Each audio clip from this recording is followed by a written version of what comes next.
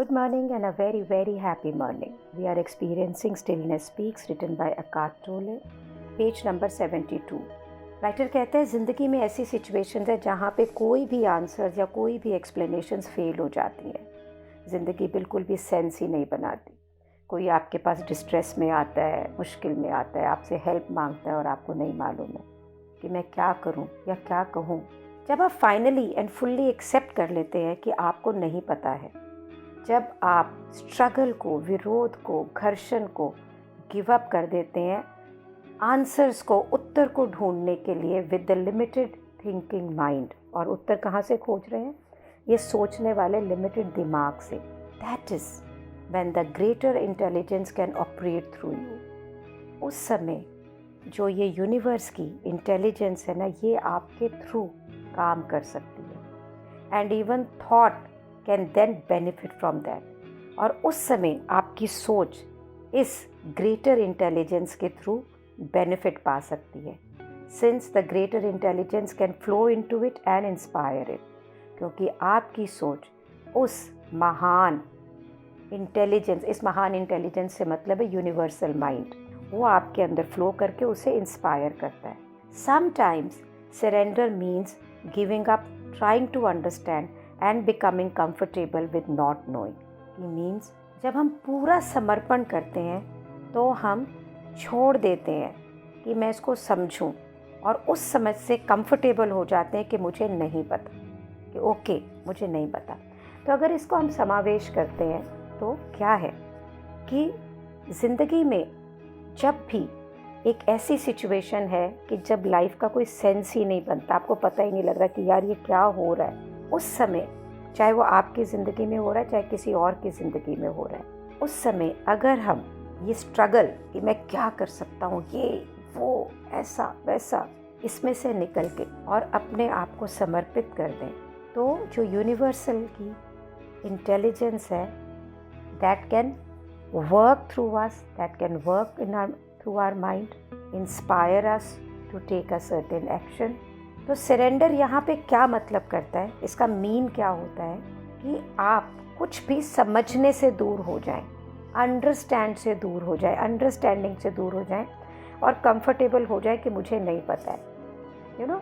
इसका एक बहुत खूबसूरत सा एग्जाम्पल जो मैं हमेशा देती हूँ, छोटे बच्चे होते हैं जब, तो वो कहाँ स्ट्रगल करते हैं जीवन के बारे में, क्योंकि उनके पेरेंट्स होते हैं। मैं अपना एक्सपीरियंस देख के बताऊँ तो मैं छोटी थी तो मुझे लगता था कि मेरे पापा के पास, मेरी मॉम के पास हर चीज़ की कुंजी है, वही मेरा यूनिवर्स थे। और हम कितना रिलैक्स रहते थे कि वो हर चीज़, हमें कई बार बातें सुनने को भी मिलती थी कि बिज़नेस में ऐसे हो रहा है या घर में ऐसा, तो भी हम रिलैक्स थे क्योंकि हमें विश्वास था कि हमारे पेरेंट्स इन सब चीज़ों को दूर कर सकते हैं, है ना। लेकिन अब हम जब बड़े हो गए हैं तो हम कितना घर्षण करते हैं, हमें ये विश्वास नहीं होता कि ये यूनिवर्स जिसका हम हिस्सा है, जिसने हमें बनाया, it can take care of everything.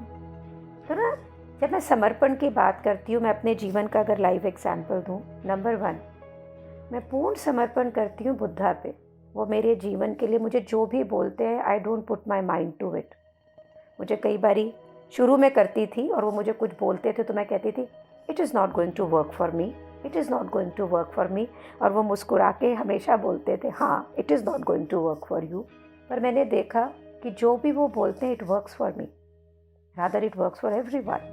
तो अब वो मुझे कुछ भी बोलते हैं या उनके हर शब्द को मैं अब अंडरस्टैंड करने की कोशिश नहीं करती हूँ। That's a law of life to me, it is like that only. मुझे लगता है कि यूनिवर्स उनके थ्रू चैनलाइज हो रहा है मेरी लाइफ के अंदर जो भी क्रिएशन है। इसी प्रकार से now when today in my entire life every day at night मैं I sit and feel harmonious to that universe and request the universe कि मुझे किसी भी एक्शन के लिए आप इंस्पायर करो, मैं वही एक्शन लूँगी। इसका मतलब ये नहीं है कि मैं सोच नहीं रही हूँ, लेकिन मैं प्रफुल्लित मन से, जॉयस मन से, खुश मन से हर कदम को आगे ले रही हूँ। जब भी मुझे कुछ रेजिस्टेंस होती है, घर्षण होता है, at that time I sit back and I go within myself and tell myself कि जो भी हो रहा है या जो भी मैं कर रही हूँ ऊपर वाले की आज्ञा से कर रही हूँ, वो मुझे ऐसे ही इंस्पायर कर रहा है, तू सिर्फ कदम बढ़ाती चली जा। And I see every day there is a progress, every day there is a progress. So आगे इस बुक को लेके चलते हैं 73 पेज पे। Do you know of someone whose main function in life seems to be to make themselves and others miserable to spread unhappiness? कि क्या आप ऐसे किसी को जानते हैं कि जिनका मेन काम ही ये है अपनी ज़िंदगी का कि वो दूसरों को मिजरेबल बनाएं और अनहैप्पी बनाएं? फॉरगिव देम, माफ़ कर दीजिए उन्हें, वो भी हिस्सा हैं अब in the part of awakening of humanity, कि इंसानों की अवेकनिंग यानी सचेतना का, you know, the role they play represents an intensification of the nightmare of an egoic consciousness and the state of non-surrender। वो जो रोल प्ले कर रहे हैं ना, उससे इंटेंसिफाई हो रहा है, तेज़ हो रहा है, क्या हो रहा है? Nightmare of egoic consciousness. जो ये ईगो हमारा अहम की जो आइडेंटिफिकेशन है, जो उससे रिलेटेड चेतनता है ना, एक स्टेट ऑफ नॉन सरेंडर, वो बढ़ रहा है। There is nothing personal in all this. इसके अंदर पर्सनल कुछ नहीं है। It is not who they are. वो ये नहीं है। आपको लग रहा है कि वो ऐसा कर रहे हैं, वो अनहैप्पीनेस क्रिएट कर रहे हैं, ऐसा नहीं है। उनका ईगोइक जो कॉन्शियसनेस है वो एक रोल प्ले कर रहा है, वो उनका आकार रिप्रेजेंट कर रहा है उस ईगोइक कॉन्शियसनेस का। Please forgive them. Isa Masih ने भी तो ये बोला था, forgive them, they don't know what they are doing. उन्हें मालूम नहीं है कि वो क्या कर रहे हैं। Can you do that? I am asking you knowingly कि कोई भी व्यक्ति किसी को दुख नहीं पहुंचा सकता है, गलती नहीं कर सकता है अगर उसे ये पता हो कि ये गलत है। दे डोंट नो। तो सरेंडर क्या है? सरेंडर वन कुड से क्या है? Is the inner transition. ये एक अंदर से अंदरूनी ट्रांजिशन है, बदलाव है, फ्रॉम रेजिस्टेंस टू एक्सेप्टेंस। किसी भी चीज़ से रेजिस्ट करके उससे एक्सेप्टेंस में आना। फ्रॉम नो टू येस, ना से हाँ में आना।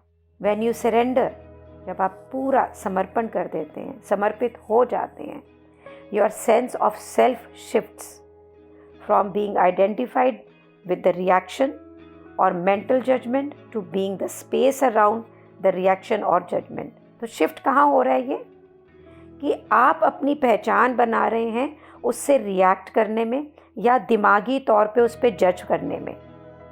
यहाँ से बदलाव होकर समर्पण में आप कहाँ पहुँचेंगे? एक ऐसी स्पेस, एक ऐसा क्षेत्र जहाँ पे रिएक्शन और जजमेंट नहीं है। It is a shift from identification. ये पहचान होने से कि इसने ऐसे किया मैं ऐसे करूँ, ये जो पहचान है इससे शिफ्ट है। विद फॉर्म, आकार से शिफ्ट हो जाएंगे आप। द थॉट और द इमोशन, उस सोच से शिफ्ट हो जाएंगे, उस भावना से, उस इमोशन, उस फीलिंग से शिफ्ट हो जाएंगे। To being and recognising yourself as that which has no form. और आप अपने आप को पहचान पाएंगे जो आप सच में हैं। कौन? जिसका कोई आकार नहीं है। ये आकार तो आपको मिला है क्योंकि जो यूनिवर्स है ये चैनलाइज होता है इस आकार से, वो अपने आप को एक्सप्रेस करता है अपने आकार से।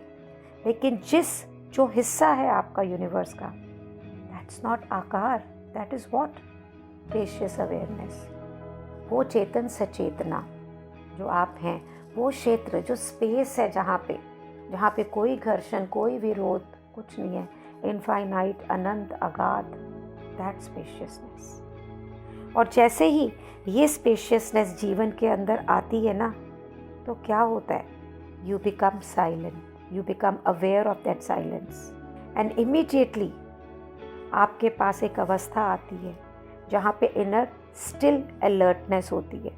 And you are present of this moment, and you have stepped out of the thousands of years of human collective conditioning। ये ऐसा, ये वैसा, इसमें से आप बाहर निकल आते हैं। और जब आपको ये साइलेंस मिलती है, just listen to it, Just notice it. Pay attention to it. And this will come with the surrender. Surrender to everything in life. Believe me, it's a beautiful practice to do, and it can take you to another space. Thank you so much for being in my life. Thank you so much for the space you have created in my life. Thank you for being my puja. Thank you for being my spirituality. Thank you so much.